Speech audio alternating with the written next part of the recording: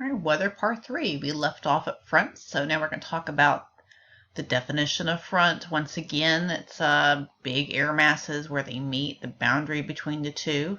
There are 4 main types: cold front, warm front, stationary, and the often not heard of occluded front.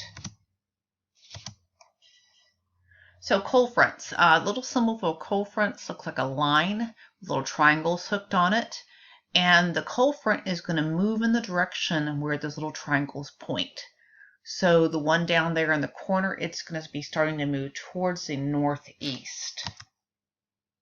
So when you have a cold front, cold dense air is going to be slamming into warm air, and it's going to force the warm air up. You tend to have clouds, showers, and thunderstorms. We've had a lot of that roll through here recently. And I did include a video clip that talks about the different types of fronts and does a very nice job of showing what they look like and what exactly happens, because I'm talking about it, but actual seeing it sometimes is a lot better off than me just talking about it. So please watch that clip. All right, so here's a warm front. Once again, it's a line. It's little half circles, and those little half circles are going to point in the direction that the warm front is moving. So this one is also moving towards the northeast. So warm air is going to advance upon cold air, and it's going to displace it. You end up having long periods of cloudiness and precipitation when these come through.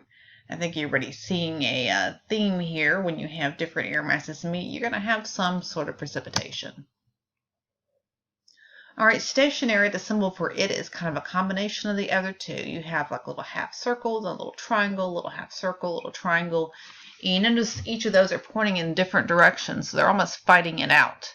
And so stationary front is exactly what it sounds like. It's not moving anywhere. The air is fighting it out, and they're fighting to a standstill. In North Carolina, when you have a stationary front, it tends to bring about a mixture of sun and clouds with afternoon thunderstorms.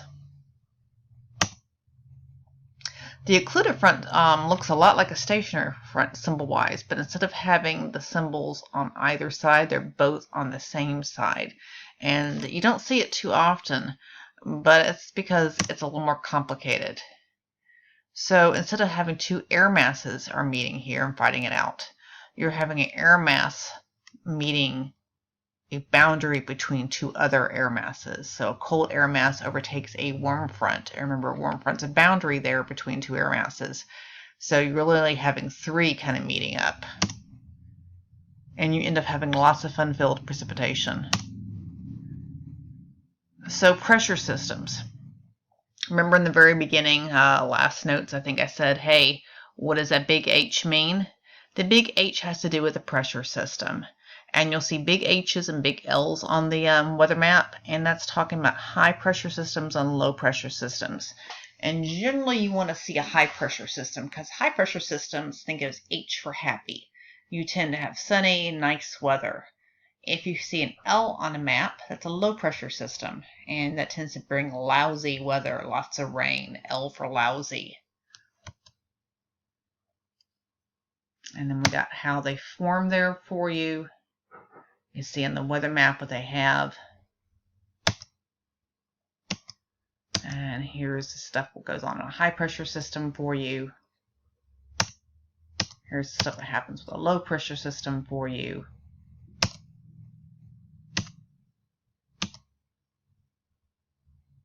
A little bit more low pressure systems for you, including something called a wave cyclone.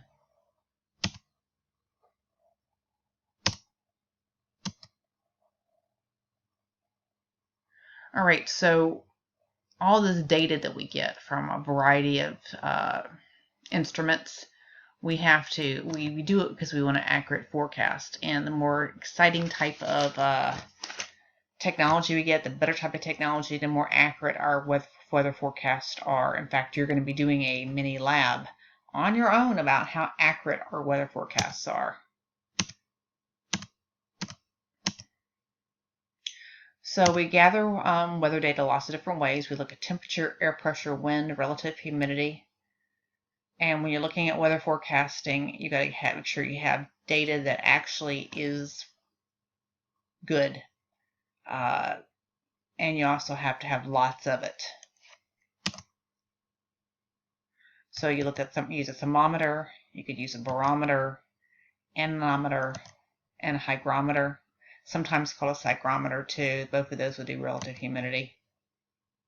They have things called automated surface observing systems, and the National Weather Service in the U.S. has these networks set up around 1,700 official sites, and they're automated, so they're like computerized, and they send lots of details out to the National Weather Service, which then uses that details to kind of pinpoint stuff on maps, which is then sent to your local meteorologists. To get the weather data that's really high up, they use things called weather balloons, which have an instrument called a radiosonde hooked to it. And that will measure temperature, air pressure, and humidity, and that radiosonde can be tracked, determine wind speed and direction at different altitudes. And then you have radar systems, and we have a video there to talk about Doppler radar and how that works. Please watch that video, because when we got weather radar, and not just weather radar, Doppler radar, it was a game changer out there with weather forecasting, especially giving that giving you enough time to get out with a hurricane. I know it seems like there isn't a whole lot of time, but in the past, the death tolls will be much higher because there wasn't much of a warning there where it's going to hit. And generally now we have a couple of days. We have a pretty good idea where it's going to go. And with a tornado, sometimes you only get like a 10, 15-minute warning, even a 5-minute warning. In the past, no warning. So once again, when you look at the 1950s, when they started actually recording these numbers, the death toll was much higher. But once you start getting stuff like that radar on the Doppler radar, yes, we still have deaths, but the death toll has gotten so much smaller because we can get that lead time out for folks to get where they need to go to be safe.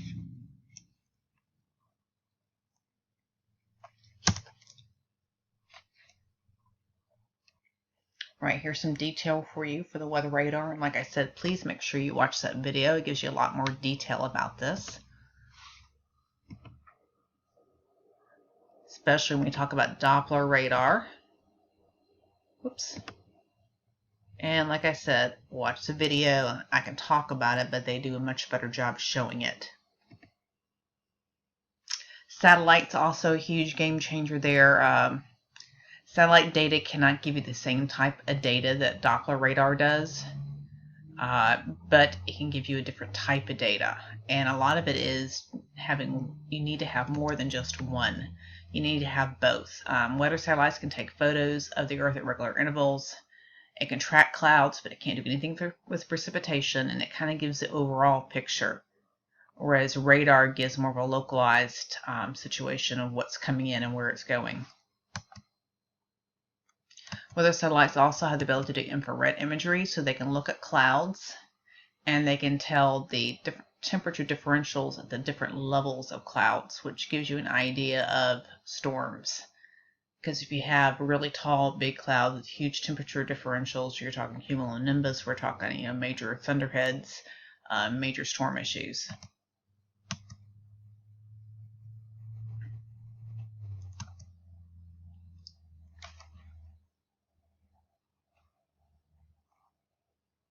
So we are at the end of weather. Congratulations.